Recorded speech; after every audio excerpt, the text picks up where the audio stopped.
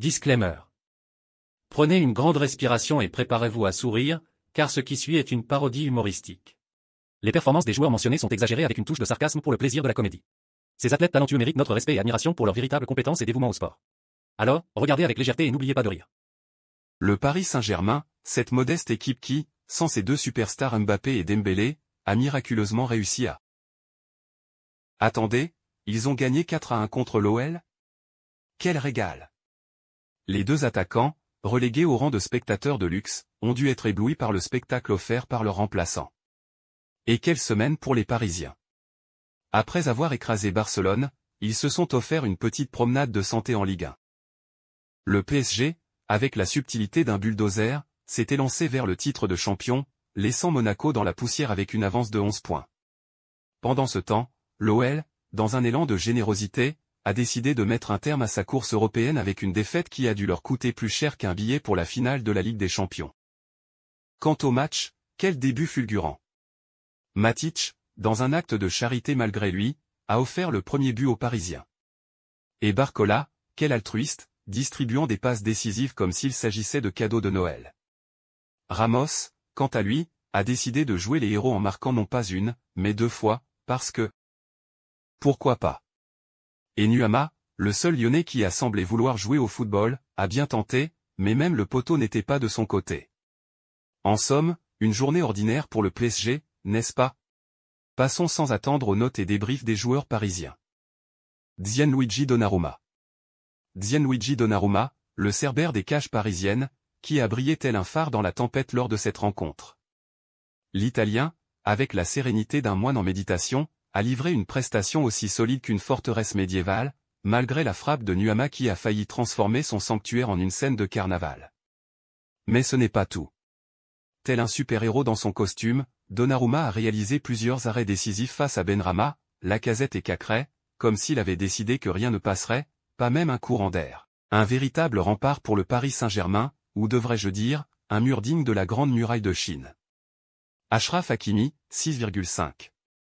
Achraf Hakimi, le prodige du Paris Saint-Germain, avec une note astronomique de 6,5.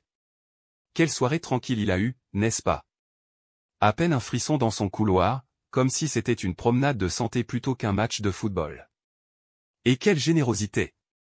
Distribuer des centres millimétrés comme s'il s'agissait de confettis lors d'un carnaval, quel homme! Ramos doit être ravi d'avoir un tel maestro à ses côtés. Et puis, quelle humilité de passer le flambeau à Nordi Mukiele après 77 minutes de spectacle. Marquinhos, 6. Marquinhos, le colosse du PSG avec une note de 6.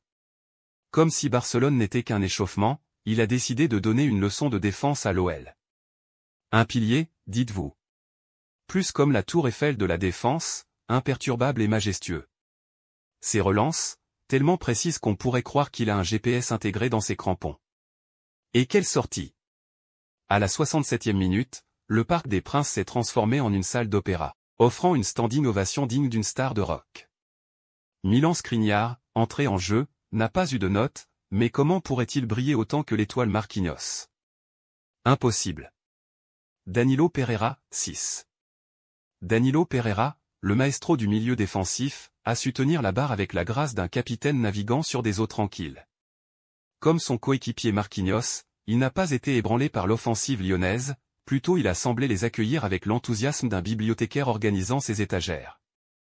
Avec une note de 6, qui, soyons honnêtes, est la politesse incarnée dans le monde des notes, il a géré ses duels avec l'autorité d'un maître d'école d'antan, écartant les ballons périlleux comme on repousse une mouche un peu trop curieuse. Sa présence, aussi rassurante qu'une couverture de sécurité, a contribué à la sérénité de l'équipe parisienne, apportant la paix dans un monde de chaos footballistique. Beraldo, 7. Beraldo, l'enfant prodige, le défenseur qui a plus de rebondissements dans sa carrière qu'une série Netflix. Après un match contre le Barça où il semblait jouer à cache-cache, notre cher Beraldo a retrouvé sa place dans le 11 comme un roi retrouvant son trône. Et quel retour triomphal! Dès le coup d'envoi, il a décidé de faire trembler les filets, comme pour rappeler à tous qu'il sait encore où se trouve le but. Une reprise à bout portant, un corner exécuté avec la précision d'un horloger suisse, et voilà le filet qui frissonne d'émotion. Mais attention, Nuama a tenté de lui voler la vedette, lui donnant du fil à retordre dans un duel défensif qui aurait pu être chorégraphié pour un ballet. Et que dire de sa relance? Propre, précise, comme s'il distribuait des cartes dans un tournoi de poker, Beraldo a orchestré le jeu avec l'élégance d'un chef d'orchestre. Un vrai métronome, dictant le tempo de l'entrejeu avec une main de fer dans un gant de velours. Alors oui, chapeau bas, monsieur Beraldo, pour ce retour en grande pompe qui mérite une ovation debout. Marco Asensio.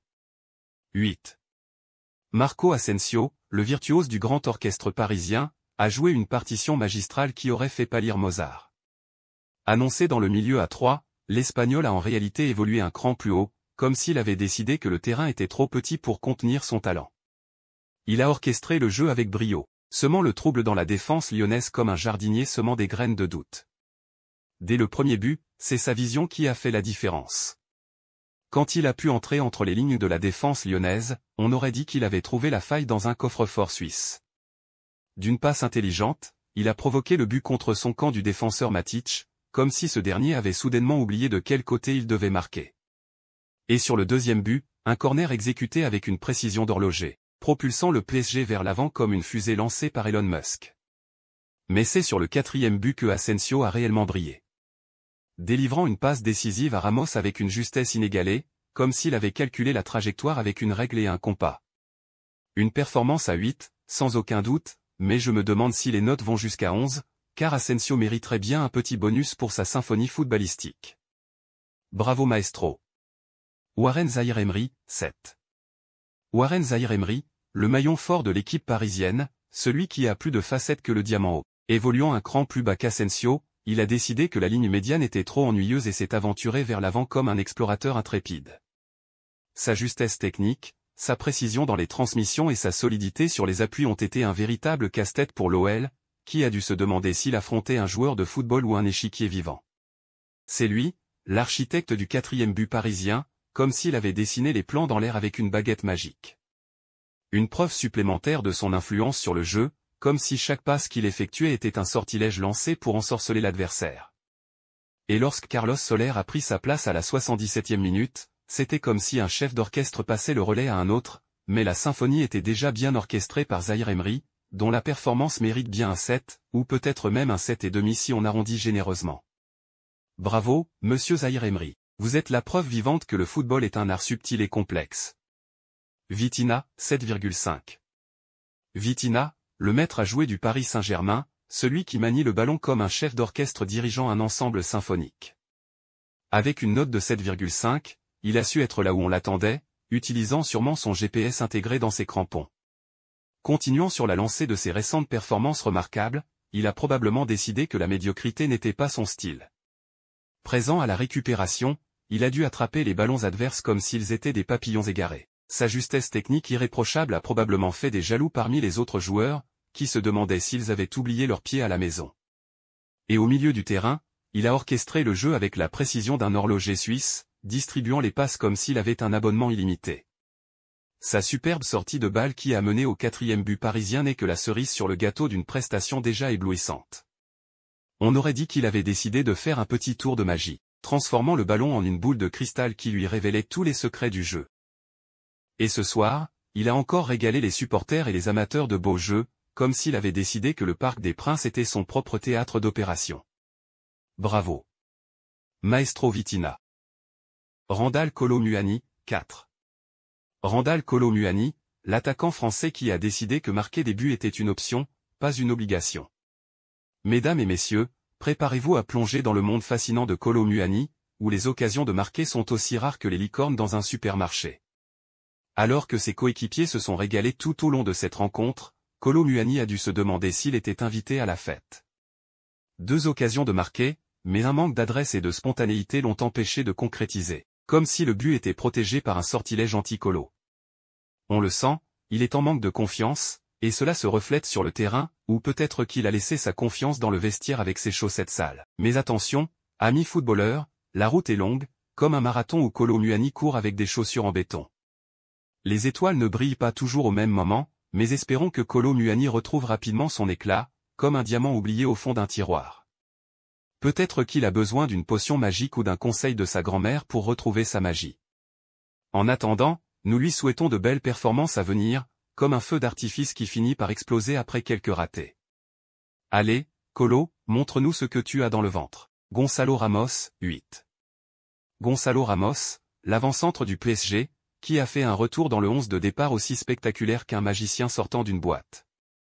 Avec une note de 8, il a saisi l'opportunité comme un gourmand saisirait un éclair au chocolat.